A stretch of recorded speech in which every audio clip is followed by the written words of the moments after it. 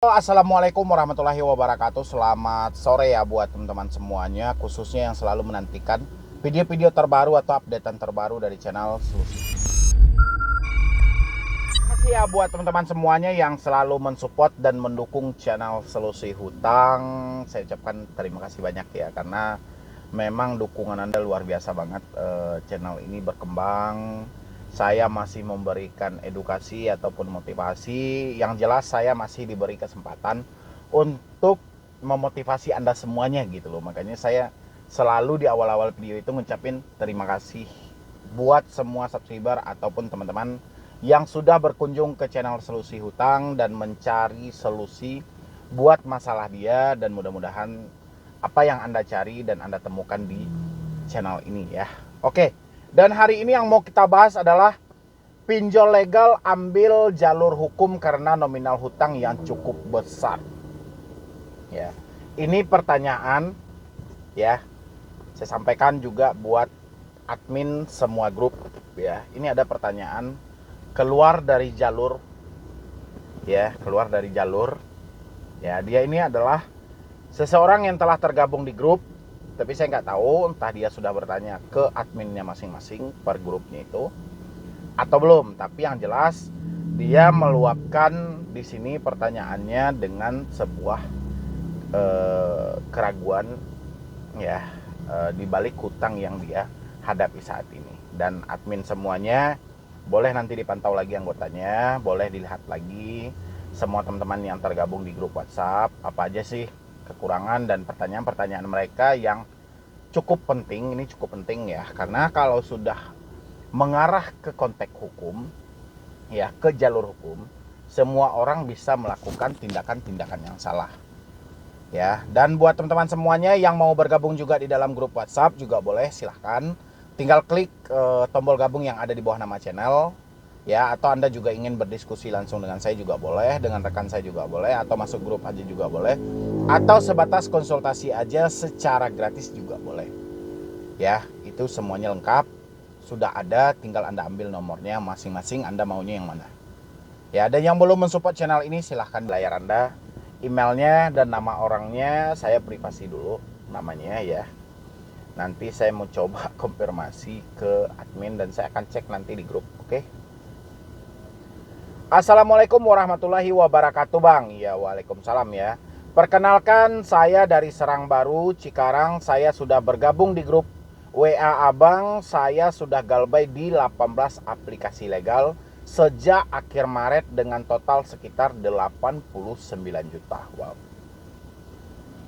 18 pinjol legal dengan nominal yang cukup fantastis 89 juta. Berarti kurang lebih berapa ya per aplikasi ya? Kalau 10 juta cuma 10 aplikasi, mungkin sekitaran 5 jutaan ya, 5 jutaan per aplikasinya. Nggak tahu sekarang sudah berapa totalnya dengan denda dan lain-lain. Sampai saat ini baru DC Kredipo saja yang datang ke rumah. Atas saran dan masukan teman-teman di grup, alhamdulillah sejauh ini saya masih bisa hadapi DC yang ke rumah. Karena DC-nya pun juga masih sopan. Berarti alhamdulillah ya. Berarti memang si debt collector ini bermacam-macam versi nih. Ada yang debt collector yang baik, ada mereka yang mengutamakan SOP, dan ada juga debt collector yang tidak beretika. Dan ketika ada debt collector yang tidak beretika, debt collector yang patuh dengan aturan akan terbawa arus karena namanya ikutan cacat.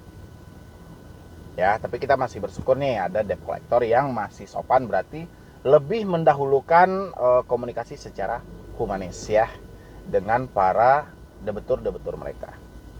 Yang ingin saya tanyakan, bisakah pinjol menuntut saya ke jalur hukum? Sebelumnya Abang pernah menjelaskan nggak mungkin pinjol mau keluarkan uang lagi untuk proses hukum. Dan di grup WA waktu itu ada yang share biaya untuk proses ke jalur hukum sekitaran 5-8 juta. Untuk itu masuk di logika saya, jika pinjaman saya yang nominalnya kecil tidak mungkin dibawa ke jalur hukum. Tapi bagaimana dengan yang nominal besar? Contoh ya, Kredipo saya sisa 18 juta. Jika pinjolnya bawa ke hukum, Taruhlah mereka rugi dengan biaya proses hukum 8 juta. Tapi masih ada sisa 10 juta lagi yang bisa mereka ambil dari saya jika tuntutan mereka menang. Ini yang masih jadi ganjalan di hati saya sampai saat ini. Mohon pencerahan dan penjelasannya, Bang. Pertanyaannya ya, karena dia ada salah satu di aplikasi itu yang nominalnya lebih dari 10 juta. Ya. Pertanyaannya di sini adalah, bisakah pinjol menuntut saya ke jalur hukum? Ya, jawabannya bisa. Bisa. Bukan masalah nominal Anda. Mau nominal Anda 1 juta, 2 juta, 500 ribu, 100 ribu. Kan pertanyaannya itu, bisa nggak pinjol membawa kita ke proses jalur hukum? Bisa. Jawabannya bisa. Karena semuanya negara kita ini adalah negara hukum. Tata hukum pidananya, tata hukum perdatanya, semua sudah ada. Kalau memang kita tersandung dalam kasus perdatanya kayak Wan Prestasi perbankan, oke, difasilitasi kok. Negara membolehkan, mengizinkan untuk menentukan hak yang sebenarnya. Ya, boleh. Ya, memang boleh, bisa. Ya, kan pertanyaannya seperti itu. Habis itu sebelumnya abang juga pernah menjelaskan nggak mungkin pinjol mau keluarkan uang. Itu fakta-fakta yang saya temui di beberapa kasus yang ada. Ya, yang jadi masalahnya adalah bukan soal pendaftaran uangnya, tapi mengikuti proses perdata ini tidak semudah membalikan telapak tangan yang seperti ini. Ya, kita harus mengikuti tahap demi tahap dulu. Dan pinjol-pinjol itu telah mempertimbangkan dengan matang mana yang layak untuk mereka proses ke jalur hukum dan mana yang tidak. Dan yang jadi masalahnya saat ini adalah setiap orang yang mau dia proses ke jalur hukum menyatakan ketidakmampuan dan ketidaksanggupan. Sementara dalam hukum perdata itu akan menemukan hak yang paling wajib di situ karena pengaturan hak per individu. Ya, karena ini terbuktikan Wan Prestasi. Nanti di situ akan juga pasti ada hakim pun akan mempertanyakan dan akan memutuskan keseimbangan di tengah keadilan. Ya. Jadi kalau Anda berpikirnya jauh ke jalur hukum, ini bisa semuanya kacau ini dalam pemikiran kita. Tapi kita ambil simpel aja. Ya. Yang jadi masalah hari ini adalah ketidakmampuan dan ketidaksanggupan. Ya. Soal pinjol mau proses kita ke jalur hukum, ke jalur manapun terserah. Karena itu sejauh ini masih ada dalam tata hukum negara kita, lakukanlah. Ya, bukan berarti persoalan itu harus kita pikirkan terus-menerus. Oh, hutang saya ini 18 juta. Hutang si A cuma 1 juta, nggak mungkin dia proses. Saya pasti diproses. Belum tentu juga Anda akan diproses. Ya, kalaupun diproses, pasti hakim akan memutuskan keadilan di tengah keseimbangan. Ya, kalau sebatas adil aja tidak seimbang nggak mungkin.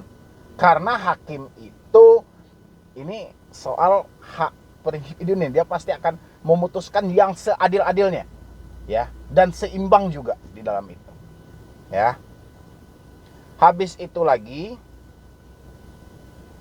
untuk itu masuk logika saya jika pinjaman yang saya tidak mungkin dibawa ke jalur hukum. Tapi bagaimana dengan nominal yang 18 juta? Ruginya 8 juta, ya memang. Itu akan asumsi Anda aja. Bayarnya 5 juta sampai 8 juta, itu kan. Ya memang, kalau untuk di jalur perdata itu, untuk kita mendaftarkan untuk ke pengadilan itu memang ada biaya yang harus kita keluarkan. Tapi bukan hitung-hitungan simpel yang seperti Anda kira. Dan untuk memutuskan sidang itu, bukan perjalanan yang mudah. Bukan perjalanan yang gampang. Ya. Dan untuk ke ranah itu, pinjol pun juga pasti akan proses-proses dulu, pertimbangkan dulu. Karena tidak sedikit waktu yang mereka buang untuk memproses Anda yang sudah menyatakan ketidakmampuan. Ya, habis itu belum lagi mereka menyediakan semuanya, dari pengacaranya semuanya. Dan kalau memang di akhir cerita seperti hayalan yang Anda bikin, Anda kalah dalam persidangan itu, atau pinjol lebih menentukan hak mereka, dan Anda harus berkewajiban untuk membayar itu. Dan Anda pasti akan diberikan juga solusi oleh hakim bagaimana seharusnya. Bukan soal putus sidang langsung bayar semuanya, tidak seperti itu. Pasti juga dengan cara cicil.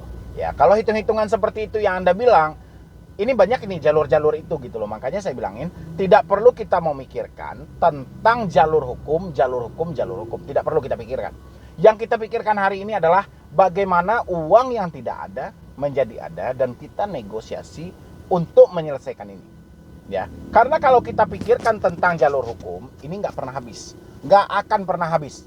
Hampir sama dengan Anda memikirkan kapan DC datang ke rumah, itu juga nggak akan habis dalam pemikiran yang seperti itu. Kalau itu kita ikutin terus-menerus. Ya, ini buat teman-teman semua ini. Dan saya sampaikan juga buat teman-teman yang sudah bergabung di dalam grup WhatsApp, kalau misalnya ada jawaban yang tidak puas dari mungkin semua member dari grup itu, Anda boleh japri admin masing-masing supaya menjawab pertanyaan Anda. Karena saya perhatikan di situ saking banyaknya chat yang ada sehingga pertanyaan Anda tertimpa. Jadi alangkah baiknya kan per grup ada adminnya masing-masing ya, dan adminnya itu tidak satu ataupun dua orang tapi lebih dari itu. Anda bisa japri admin Anda masing-masing dan pertanyakan soal itu biar mereka bisa mengarahkan supaya tidak ada keraguan gitu loh. Ya, supaya Anda bisa fokus, berusaha, bekerja, kumpulkan uangnya, nanti untuk negosiasinya baru diarahkan lagi. Ya, kayak mana negosiasi supaya bisa berhasil, supaya bisa di ACC, nanti pasti akan diarahkan oleh admin. Ya, yang penting saya berharap dari ibu yang bertanya ini atau bapak yang bertanya ini, jangan terlalu dibebankan pikirannya dengan jalur hukum yang kita sendiri tidak jelas faktanya. Mendingan kita pikirkan untuk kehidupan kita, karena hidup bukan berhenti sampai di sini, tapi hidup terus berlangsung sampai ke depannya ya. Jadi sekian dulu dari saya, Medi Broni. Wassalam.